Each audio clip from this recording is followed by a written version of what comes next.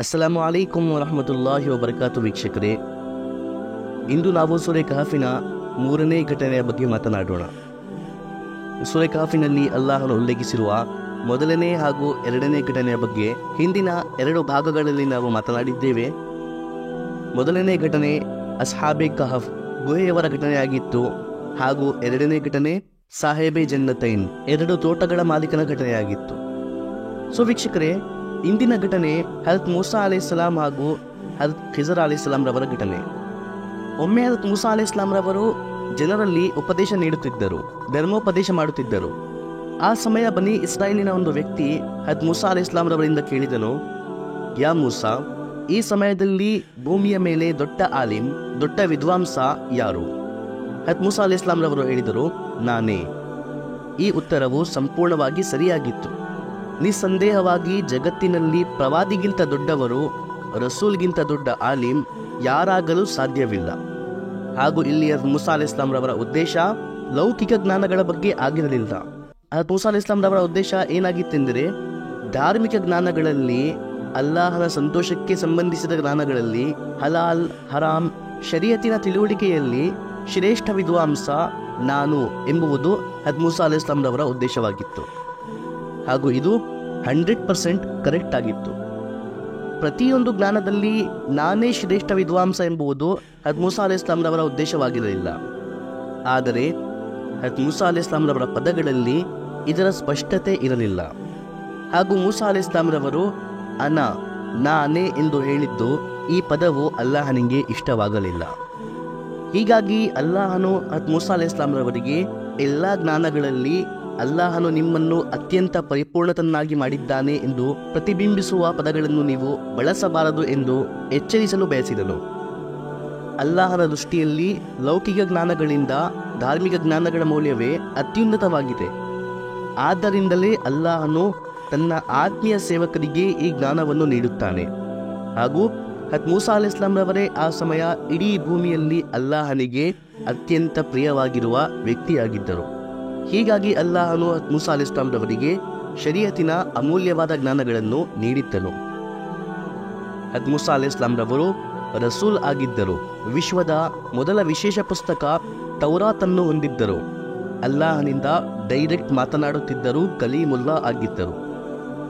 ಸಾಮಾನ್ಯ ಮನುಷ್ಯನಿಗೆ ಇದು ದೊಡ್ಡ ತಪ್ಪಲ್ಲ, ಆದರೆ ಮಹಾತ್ಮರ ಸಣ್ಣ ತಪ್ಪು ಕೂಡ ದೊಡ್ಡ ತಪ್ಪು ಎಂದು ಪರಿಗಣಿಸಲಾಗುತ್ತದೆ. ಹಜರತ್ ಮೂಸಾ ಅಲೈಹಿಸ್ಸಲಾಂ ರವರು ದೊಡ್ಡ ಸ್ಥಾನವನ್ನು ಹೊಂದಿದ್ದರೂ ಇಡೀ ರಾಷ್ಟ್ರದ ಮಾರ್ಗದರ್ಶಕರಾಗಿದ್ದರು. ಹೀಗಾಗಿ ಅಲ್ಲಾಹನು ಹಜರತ್ ಮೂಸಾ ಅಲೈಹಿಸ್ಸಲಾಂ ರವರನ್ನು ಎಚ್ಚರಿಸಲು ಬಯಸಿದನು. ಹಾಗೂ ವೀಕ್ಷಕರೇ, ನೌಜುಬಿಲ್ಲಾ, ಇಲ್ಲಿ ಹಜರತ್ ಮೂಸಾ ಅಲೈಹಿಸ್ಸಲಾಂ ರವರ ಹೃದಯದಲ್ಲಿ ಅಹಂಕಾರದ ಒಂದು ಕಣವೂ ಕೂಡ ಇರಲಿಲ್ಲ. ಏಕೆಂದರೆ ಹಜರತ್ ಮೂಸಾ ಅಲೈಹಿಸ್ಸಲಾಂ ರವರು ಒಂದು ಪ್ರವಾದಿಯಾಗಿದ್ದರು. ಹಾಗೂ ಪ್ರವಾದಿಗಳು ಎಲ್ಲ ದೊಡ್ಡ ಸಣ್ಣ ಪಾಪಗಳಿಂದ ಮುಕ್ತರಾಗಿರುತ್ತಾರೆ. ಯಾವುದೇ ಸಗೀರ ಅಥವಾ ಕಬೀರ ಗುಣ ಅವರಿಂದ ಆಗುವುದಿಲ್ಲ. ಹಾಗೂ ಅಹಂಕಾರವನ್ನು ಹೃದಯದಲ್ಲಿ ಹೊಂದಿರುವುದು ಗುನಾಹೆ ಕಬೀರ, ಮಹಾಪಾಪ. ಸೊ ಹಜರತ್ ಮೂಸಾ ಅಲೈಹಿಸ್ಸಲಾಂ ರವರ ಹೃದಯದಲ್ಲಿ ನಿಸ್ಸಂದೇಹವಾಗಿ ಅಹಂಕಾರದ ಒಂದು ಕಣವೂ ಕೂಡ ಇರಲಿಲ್ಲ. ಆದರೆ ಪದಗಳಲ್ಲಿ ಇದರ ಸ್ಪಷ್ಟತೆ ಇರಲಿಲ್ಲ. ಹೀಗಾಗಿ ಅಲ್ಲಾಹನು ಹಜರತ್ ಮೂಸಾ ಅಲೈಹಿಸ್ಸಲಾಂ ರವರಿಗೆ ಎಚ್ಚರಿಸಲು ಬಯಸಿದನು.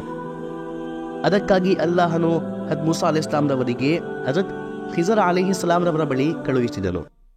ಅಲ್ಲಾಹನು ಹಜರತ್ ಮೂಸಾ ಅಲೈಹಿಸ್ಸಲಾಂ ರವರಿಗೆ ಆದೇಶಿಸಿದನು, 2 ನದಿಗಳು ಅಥವಾ 2 ಸಮುದ್ರಗಳು ಸೇರುವ ಒಂದು ಸ್ಥಳವಿದೆ. ಅದರ ನಿಖರವೇ ನನ್ನ ಒಬ್ಬ ಸೇವಕನಿದ್ದಾನೆ. ಅವನ ಬಳಿ ಹೋಗಿರಿ ಹಾಗೂ ಅವನಿಂದ ಕೆಲವು ಜ್ಞಾನಗಳನ್ನು ಪಡೆಯಿರಿ. ಸೊ ವೀಕ್ಷಕರೇ, ಅಲ್ಲಾಹನು ಇಲ್ಲಿ ಉಲ್ಲೇಖಿಸಿರುವ ವ್ಯಕ್ತಿಯ ಹೆಸರು ಹದೀಸಿನಲ್ಲಿ ಸ್ಪಷ್ಟಪಡಿಸಲಾಗಿದೆ. ಅವರು ಹಜರತ್ ಖಿಜರ್ ಅಲೈಹಿಸ್ಸಲಾಂ. ಹಾಗೂ ಇವರಿಗೆ ಅಲ್ಲಾಹನು ನೀಡಿದ್ದ ಜ್ಞಾನವನ್ನು ಇಲ್ಮೆ ತಕ್ವೀನಿ ಎನ್ನಲಾಗುತ್ತದೆ. ಅಲ್ಲಾಹನು ತನ್ನ ವಿವಿಧ ಸೇವಕರನ್ನು ವಿವಿಧ ರೀತಿಯ ಜ್ಞಾನಗಳನ್ನು ನೀಡುತ್ತಾನೆ. ಉದಾಹರಣೆಗೆ, ಅಲ್ಲಾಹನು ಹಜರತ್ ಆದಮ್ ಅಲೈಹಿಸ್ಸಲಾಂ ರವರಿಗೆ ಇಲ್ಮುಲ್ ಅಸ್ಮಾ, ಹೆಸರುಗಳ ಜ್ಞಾನವನ್ನು ನೀಡಿದ್ದನು. ಹಜರತ್ ಇದ್ರೀಸ್ ಅಲೈಹಿಸ್ಸಲಾಂ ರವರಿಗೆ ಇಲ್ಮುಲ್ ಕಿತಾಬತ್, ಬರೆಯುವ ಜ್ಞಾನವನ್ನು ನೀಡಿದ್ದನು. ಹಜರತ್ ಆದಮ್ ಅಲೈಹಿಸ್ಸಲಾಂ ರವರ ಕಾಲದಲ್ಲಿ ಜನರು ಬರೆಯುವುದನ್ನು ತಿಳಿದಿರಲಿಲ್ಲ. ಈ ಗ್ರಂಥಸೂಚಿಯ ಜ್ಞಾನ ಅಲ್ಲಾಹನು ಹಜರತ್ ಇದ್ರೀಸ್ ಅಲೈಹಿಸ್ಸಲಾಂ ರವರಿಗೆ ನೀಡಿದ್ದನು. ಹಜರತ್ ನೂಹ್ ಅಲೈಹಿಸ್ಸಲಾಂ ರವರಿಗೆ ಅಲ್ಲಾಹನು ಹಡಗನ್ನು ತಯಾರಿಸುವ, ಮರದಿಂದ ವಸ್ತುಗಳನ್ನು ತಯಾರಿಸುವ ಜ್ಞಾನವನ್ನು ನೀಡಿದ್ದನು. ಇಲ್ಮೆ ಸುನಾತುಲ್ ಫುಲ್ಕ್. ಹತ್ ಇಬ್ರಾಹಿಂ ಅಲೈಹಿಸ್ಸಲಾಮರವರಿಗೆ ಅಲ್ಲಾಹನು ಇಲ್ಮುಲ್ ಹುಜ್ಜಾ, ಇಲ್ಮುಲ್ ಮುನಾಜರ ನೀಡಿದ್ದನು, ವಾದ ಮಾಡುವ ಜ್ಞಾನ ನೀಡಿದ್ದನು. ಹಾಗೂ ಹತ್ ಇಬ್ರಾಹಿಂ ಅಲೈಹಿಸ್ಸಲಾಮರವರು ನಮ್ರೂದಿನಿಂದ ಅಲ್ಲಾಹನ ಮಹಿಮೆಯ ಬಗ್ಗೆ ಬಹಳ ಉತ್ತಮ ರೂಪದಲ್ಲಿ ವಾದ ಮಾಡಿದ್ದರು. ಹತ್ ಸುಲೈಮಾನ್ ಅಲೈಹಿಸ್ಸಲಾಮರವರಿಗೆ ಅಲ್ಲಾಹನು ಇಲ್ಮೆ ಮಂತಿಕು ತೈರ್, ಪಶು ಪಕ್ಷಿಗಳ ಉಪಭಾಷೆಗಳನ್ನು ಅರ್ಥ ಮಾಡಿಕೊಳ್ಳುವ ಜ್ಞಾನವನ್ನು ನೀಡಿದ್ದನು. ಹಾಗೂ ಹತ್ ಜುಲ್ಕರ್ನೈನ್ ಅಲೈಹಿಸ್ಸಲಾಮರವರಿಗೆ ಅಲ್ಲಾಹನು ಇಲ್ಮುಲ್ ಅಸ್ಬಾಬ್ ನೀಡಿದ್ದನು, ಯಾವ ರೀತಿ ವಸ್ತುಗಳನ್ನು ಸಂಗ್ರಹಿಸಿ ಅದರಿಂದ ಪ್ರಯೋಜನ ಪಡೆಯಬೇಕು ಎಂಬುವ ಜ್ಞಾನ ಅಲ್ಲಾಹನು ಹತ್ ಜುಲ್ಕರ್ನೈನ್ ಅಲೈಹಿಸ್ಸಲಾಮರವರಿಗೆ ನೀಡಿದ್ದನು. ಹತ್ ದಾವೂದ್ ಅಲೈಹಿಸ್ಸಲಾಮರವರಿಗೆ ಅಲ್ಲಾಹನು ಕಬ್ಬಿಣದಿಂದ ಶಸ್ತ್ರಗಳನ್ನು ರಚಿಸುವ ಜ್ಞಾನವನ್ನು ನೀಡಿದ್ದನು. ಅದೇ ರೀತಿ ಹತ್ ಖಿಜರ್ ಅಲೈಹಿಸ್ಸಲಾಮರವರಿಗೆ ಅಲ್ಲಾಹನು ಇಲ್ಮೆ ತಕ್ವೀನಿ, ವಿಶ್ವದ ವ್ಯವಸ್ಥೆಗಳನ್ನು ನಡೆಸಲು ಇಲ್ಮೆ ತಕ್ವೀನಿ ನೀಡಿದ್ದನು. ಅಲ್ಲಾಹನು ವಿಶ್ವದ ವ್ಯವಸ್ಥೆಗಳನ್ನು ಮಲಾಯಿಕರ ಮೂಲಕ ಹಾಗೂ ಕೆಲವು ವಿಶೇಷ ತನ್ನ ಸೇವಕರ ಮೂಲಕ, ಮಾನವರ ಮೂಲಕ ಕೂಡ ನಡೆಸುತ್ತಾನೆ. ಅವರಲ್ಲೇ ಒಬ್ಬರು ಹಜರತ್ ಖಿಜರ್ ಅಲೈಹಿಸ್ಸಲಾಂ. ಸೊ ಹತ್ ಮೂಸಾ ಅಲೈಹಿಸ್ಸಲಾಂರವರು ಹತ್ ಯೂಷಾ ಬಿನ್ ನೂನ್ ಅಲೈಹಿಸ್ಸಲಾಂರವರೊಂದಿಗೆ ಹತ್ ಖಿಜರ್ ಅಲೈಹಿಸ್ಸಲಾಂರವರ ಕಡೆ ಹೊರಟರು. ಹತ್ ಯೂಷಾ ಬಿನ್ ನೂನ್ ಅಲೈಹಿಸ್ಸಲಾಂ ಇವರು ಹತ್ ಮೂಸಾ ಅಲೈಹಿಸ್ಸಲಾಂರವರ ಸೇವಕರಾಗಿದ್ದರು ಹಾಗೂ ಶಿಷ್ಯರಾಗಿದ್ದರು. ಇವರು ಹತ್ ಮೂಸಾ ಅಲೈಹಿಸ್ಸಲಾಂರವರಿಂದ ಶರೀಯತನ್ನು ಕಲಿಯುತ್ತಿದ್ದರು. ಹಾಗೂ ಹತ್ ಮೂಸಾ ಅಲೈಹಿಸ್ಸಲಾಂರವರ ನಿಧನದ ನಂತರ ಅಲ್ಲಾಹನು ಹತ್ ಯೂಷಾ ಬಿನ್ ನೂನ್ ಅಲೈಹಿಸ್ಸಲಾಂರವರಿಗೆ ಪ್ರವಾದಿತ್ವ ಕೂಡ ನೀಡಿದ್ದನು. ಸೊ ಹತ್ ಮೂಸಾ ಅಲೈಹಿಸ್ಸಲಾಂರವರು ಹಾಗೂ ಯೂಷಾ ಬಿನ್ ನೂನ್ ಅಲೈಹಿಸ್ಸಲಾಂರವರು ಹಜರತ್ ಖಿಜರ್ ಅಲೈಹಿಸ್ಸಲಾಂರವರ ಕಡೆ ಹೊರಟರು. ಅಲ್ಲಾಹನು ಹಜರತ್ ಮೂಸಾ ಅಲೈಹಿಸ್ಸಲಾಂರವರಿಂದ ಹೇಳಿದ್ದನು, ನೀವು ಈ ಪ್ರವಾಸದಲ್ಲಿ ನಿಮ್ಮೊಂದಿಗೆ ಒಂದು ಮೀನನ್ನು ತೆಗೆದುಕೊಂಡು ಹೋಗಿರಿ. ನೀವು ಆ 2 ದೊಡ್ಡ ನದಿಗಳ ಸಂಗಮವಾಗುವ ಸ್ಥಳದ ಬಳಿ ತಲುಪಿದಾಗ ಯಾವ ಜಾಗದಲ್ಲಿ ಈ ಮೀನು ಸ್ವಯಂ ಜೀವಿತವಾಗಿ ನೀರಲ್ಲಿ ಹೋಗುತ್ತೋ ಅಲ್ಲೇ ನಿಮಗೆ ನಮ್ಮ ಆ ವಿಶೇಷ ಸೇವಕ ಸಿಗುತ್ತಾನೆ. ಸೊ ಹಜರತ್ ಮೂಸಾ ಅಲೈಹಿಸ್ಸಲಾಂರವರು ನಡೆಯುತ್ತಾ ನಡೆಯುತ್ತಾ ಬಹಳ ದೂರ ಹೋದರು. ಆದರೆ ಹಜರತ್ ಖಿಜರ್ ಅಲೈಹಿಸ್ಸಲಾಂರವರು ಅವರಿಗೆ ಸಿಗಲಿಲ್ಲ. ಬಹಳ ದೂರ ಪ್ರಯಾಣ ಮಾಡುವ ಕಾರಣ ಹಜರತ್ ಮೂಸಾ ಅಲೈಹಿಸ್ಸಲಾಂರವರು ಸುಸ್ತಾಗಿದ್ದರು. ಸೊ ಒಂದು ಬಂಡೆಯ ಮೇಲೆ ವಿಶ್ರಾಂತಿ ಪಡೆಯಲು ಮಲಗಿದರು.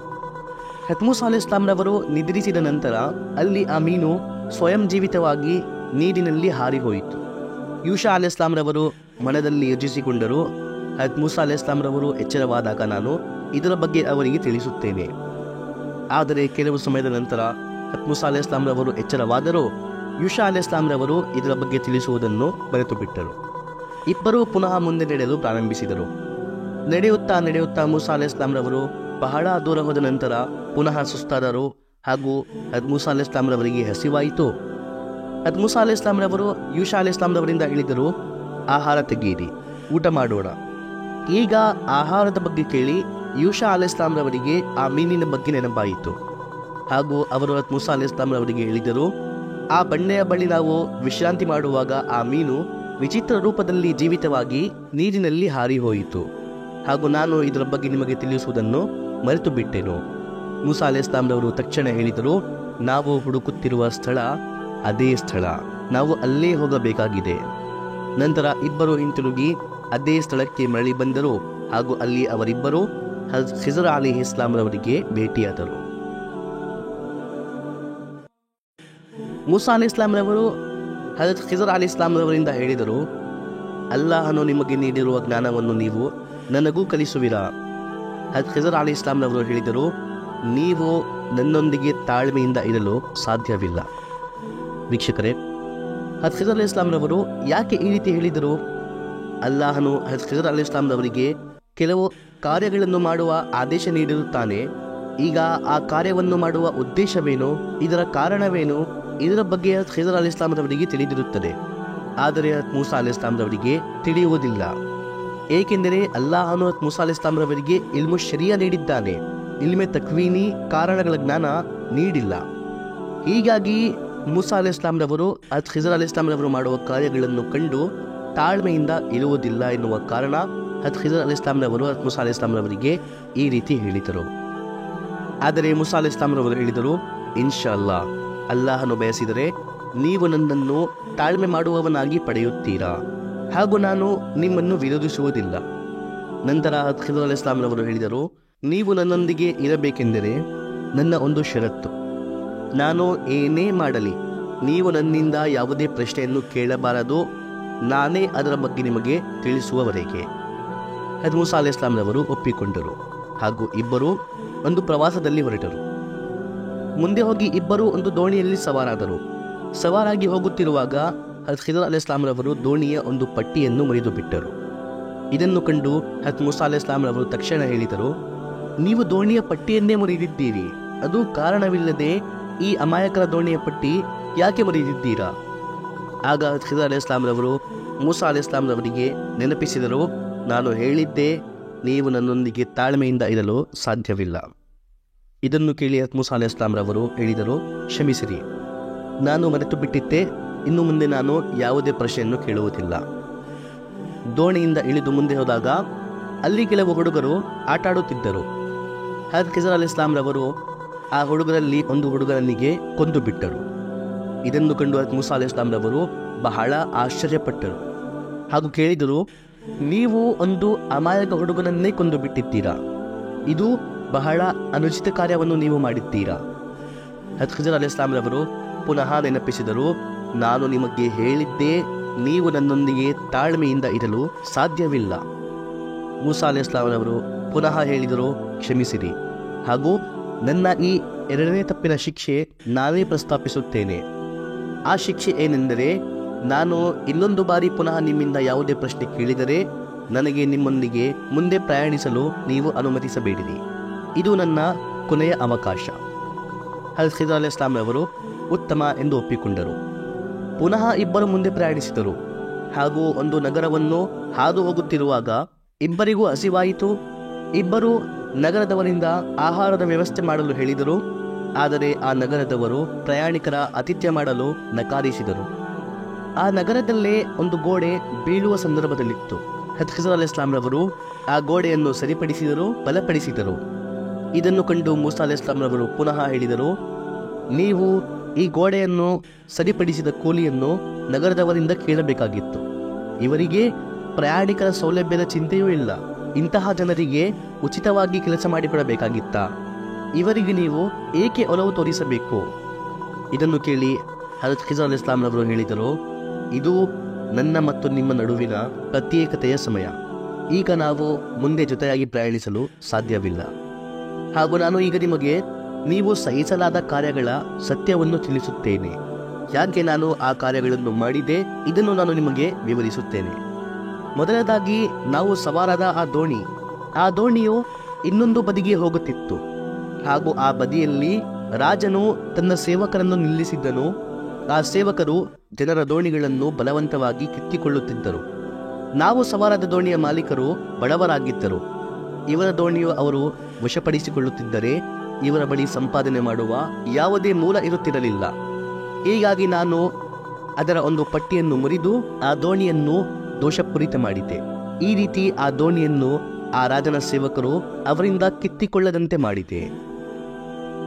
ಮತ್ತು ನಾನು ಕೊಂದ ಆ ಹುಡುಗನು, ಅವನ ತಂದೆ ತಾಯಿ ಮೋಮಿನ್ ಆಗಿದ್ದರು, ಒಳ್ಳೆಯವರಾಗಿದ್ದರು.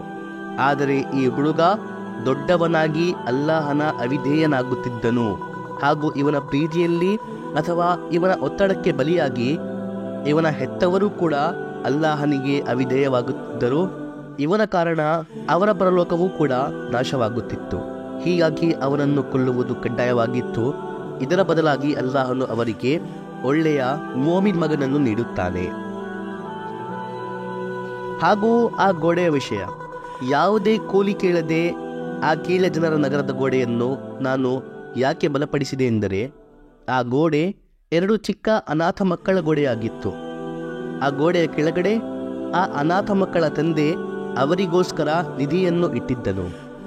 ಆ ಮಕ್ಕಳು ಇನ್ನೂ ಚಿಕ್ಕವರಾಗಿದ್ದರು ಹಾಗೂ ಆ ಗೋಡೆ ಈ ಸಮಯ ಬೀಳುತ್ತಿದ್ದರೆ ಅವರ ನಿಧಿ ಬಹಿರಂಗವಾಗುತ್ತಿತ್ತು ಹಾಗೂ ಆ ನಗರದವರು ಅಥವಾ ಆ ಮಕ್ಕಳ ಸಂಬಂಧಿಕರು ಆ ನಿಧಿಯನ್ನು ವಶಪಡಿಸಿಕೊಳ್ಳುತ್ತಿದ್ದರು. ಹೀಗಾಗಿ ಆ ಮಕ್ಕಳು ಯುವಕರಾಗುವವರೆಗೆ ಈ ಗೋಡೆ ಸ್ಥಿರವಾಗಿ ನಿಲ್ಲುವುದು ಕಡ್ಡಾಯವಾಗಿತ್ತು. ಹೀಗಾಗಿ ಅಲ್ಲಾಹನ ಆದೇಶದಿಂದ ನಾನು ಆ ಗೋಡೆಯನ್ನು ನಿರ್ಮಿಸಿದೆ ಹಾಗೂ ಈ ಕಾರ್ಯಗಳನ್ನು ನಾನು ನನ್ನ ಸ್ವಂತ ಅಭಿಪ್ರಾಯದಿಂದ ಖಂಡಿತವೂ ಮಾಡಿಲ್ಲ.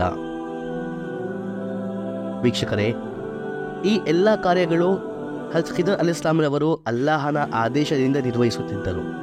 ಈ ಕಾರ್ಯಗಳನ್ನು ಮಾಡುವ ಕಾರಣಗಳನ್ನು, ಇದರ ಫಲಿತಾಂಶಗಳನ್ನು ಅಲ್ಲಾಹನು ಹಜರತ್ ಖಿದರ್ ಅಲೈಹಿಸ್ಸಲಾಮರವರಿಗೆ ತಿಳಿಸುತ್ತಿದ್ದನು. ಇದೇ ತಿಳುವಳಿಕೆಯನ್ನು ಇಲ್ಮೆ ತಕ್ವೀನಿ ಜ್ಞಾನ ಎನ್ನುತ್ತಾರೆ. ಸೊ ವೀಕ್ಷಕರೇ, ಇದು ಅಲ್ಲಾಹನು ಸೂರೆ ಕಹಫಿನಲ್ಲಿ ಉಲ್ಲೇಖಿಸಿರುವ 3ನೇ ಘಟನೆ. ಇದರಿಂದ ನಮಗೆ ಕಲಿಯಲು ಯಾವ ಯಾವ ಪಾಠ ಸಿಕ್ಕಿದೆ, ಇದರಿಂದ ನಮಗೆ ಏನೇನು ಅರ್ಥವಾಗಿದೆ, ಇದನ್ನು ನಾವು ಈ ಸೂರೆ ಕಹಫಿನ ಫಿನಾಲೆ ವಿಡಿಯೋದಲ್ಲಿ ಡಿಸ್ಕಸ್ ಮಾಡುತ್ತೇವೆ. ಅದರ ಮುಂಚೆ ನಿಮಗೆ ಇದರಿಂದ, ಈ ಘಟನೆಯಿಂದ, ಹಜರತ್ ಮೂಸಾ ಅಲೈಹಿಸ್ಸಲಾಂರವರ ಈ ಸಂಪೂರ್ಣ ಪ್ರವಾಸದಿಂದ ಏನೇನು ಕಲಿಯಲು ಸಿಕ್ಕಿದೆ ಅದನ್ನು ಕಮೆಂಟ್ ಬಾಕ್ಸ್ ಮೂಲಕ ನಮಗೆ ತಿಳಿಸಿರಿ. ವಿಡಿಯೋ ಇಷ್ಟವಾಗುವ ಸಂದರ್ಭದಲ್ಲಿ ವಿಡಿಯೋವನ್ನು ಲೈಕ್ ಮಾಡಿರಿ. ನಾವು ಮುಂದೆ ಮಾತನಾಡೋಣ ಇನ್ನೊಂದು ವಿಡಿಯೋಲ್ಲಿ. ಅಲ್ಲಿಯವರೆಗೆ ಫಕತ್ ವಸ್ಸಲಾಂ.